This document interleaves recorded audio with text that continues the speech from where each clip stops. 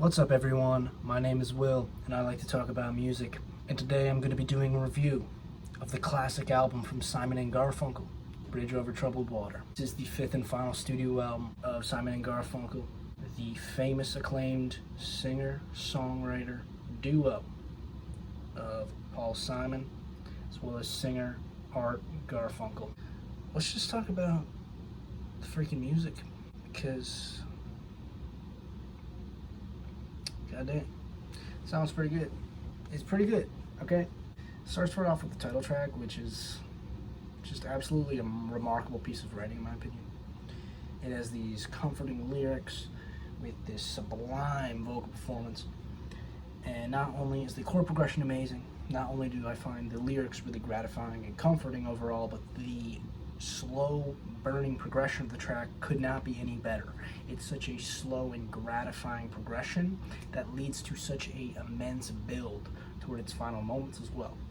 I especially love the percussion hits that completely slap. They sound so grandiose and just bring the music to a different kind of energy.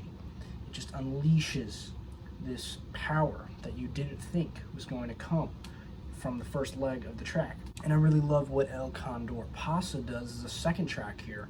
It completely sets the scene in a different way than the opener, with this quickly strung guitar that is inspired by Andean music.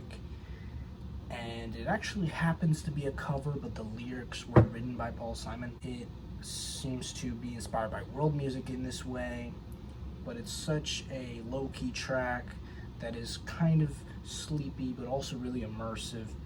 It just puts you in a really chill vibe with this compelling atmosphere. It's very simple, but it's a very strong piece of melodic writing.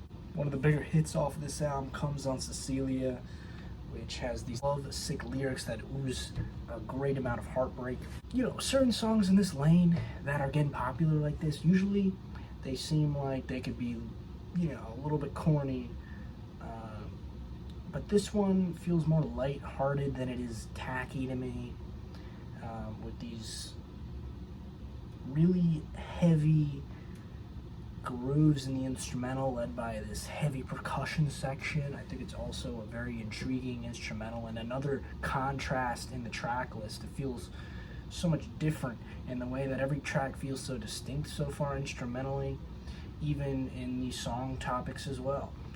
So I just really love the great energy and strong vocal refrains of this track too. And Keep the Customer Satisfied gives the greatest energy that we have seen on the record so far, with this energetic swing, amazing bass line, and these amazing splashes of brass too. The performances and writing continue to be top notch. So Long, Frank Lloyd Wright is a track that describes some parting of some friends, somewhat ambiguous in its lyrical imagery, but it completely creates a melancholic, immersive soundscape and atmosphere.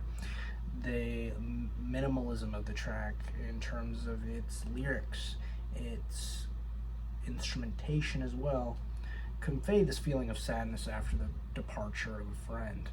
And then we get to the Boxer, which, like the opener, is the second perfect track on this album that I am just incredibly impressed with every single time I hear it.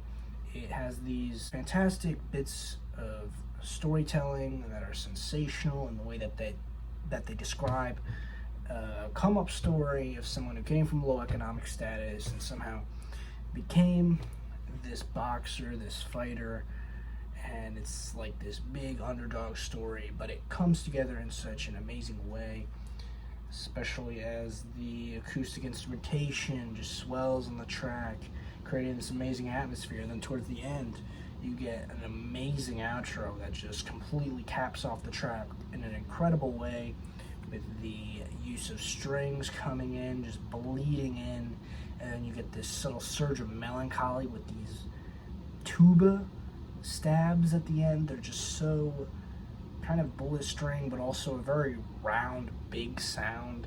It's very amazing and one of the best choices in instrumentation on the entire record for me. It's such a clear but effective decision that they could make in the arrangements. with that being said, I haven't even described how fantastic the arrangements are on this album. Every single instrument seems so perfectly crafted in terms of its parts, and then how they fit together with other instruments here. Baby Driver, I think, scratches a similar itch as Keep the Customer Satisfied and some other more upbeat tracks on the album. It feels like a shorter, punchier side of that track, like Keep the Customer Satisfied. And even though I slightly prefer that track, it's just another extremely enjoyable cut from the album with a hard-hitting piece of songwriting, and especially incorporates some great acoustic guitar playing as well. The Only Living Boy in New York, one of the more low-key ballads, but a very slow-burning, gorgeous track that just centers around these lyrics and this chord progression that further portrays an effective atmosphere of melancholy, but also a very blissful mood at the same time. It's just a very amazing cut. I mean, we cannot say enough good things about those vocal harmonies as well on the track that completely wash over you in one of the most spellbinding ways and spellbinding passages on the entire album. Why Don't You Write Me continues this. It's in this style of the more energetic tracks in this album with a crisp and tight groove throughout. The brass on this track is absolutely amazing. Contains some of the best solos on the album as well. Bye Bye Love is a live cover, and it's not completely the most gratifying song here in my opinion, but it does actually feature some aesthetics that do fit in with the rest of the album's songs, even if the live feel of this cut does not completely fit in with the rest of the album. And then Song for the Asking, while very short and a little bit not as fleshed out as the other cuts in my opinion, I think it could have used an extra verse or an extra section in some way, in some fashion, to, you know, completely give a whole well-rounded structure, a little bit more of a defining statement to the ending. I still think it's a very solid track with beautiful songwriting, and, you know, despite that flaw, I am pretty much in love with this closer as well. So this is just an amazing album, an amazing exit for this duo, being their final album. Paul Simon would go on to do his solo career as well, and they would go their separate ways. This is just an amazing, amazing exit and an amazing final statement with no real duds for me on it. I do think that there are some moments, like the last two tracks, that feel a little bit weaker compared to the rest. It could have been a more compelling finish for this album, but other than that, I cannot really pick any huge flaws out of this album because it's just such a strong and solid record with amazing songwriting, amazing vocal performances, amazing instrumental performances. Production is great, production is solid. This is fire from front to back. Love it. It's a classic album. I'm feeling a 9 out of 10 on this album. But what do you think about this album? Is it a classic album for you? Let me know down in the comments. What should I review next? Make sure you subscribe for more music reviews, music related content. I will see you in the next video.